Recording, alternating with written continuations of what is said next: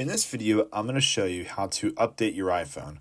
So if you're new to the iPhone game, you want to update your phone because you've got notifications on there. iPhone's pretty good about letting you know when a new update is available.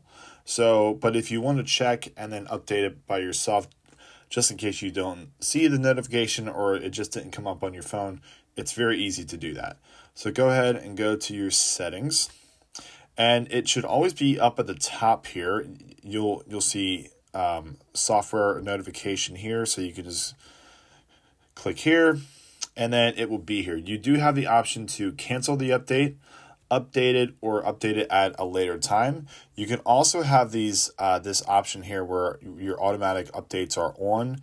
Maybe you want them to be off, maybe you don't want them to be automatically going through and you want to do it in a manual setting, which is totally up to you. But if you want to go check and see if you do have an update for your phone, you can always just go to your general and then go to software update, and you'll be at the place where this will show you if you have an update available to update your phone with. So I hope you guys found this useful, and we'll see you in the next video.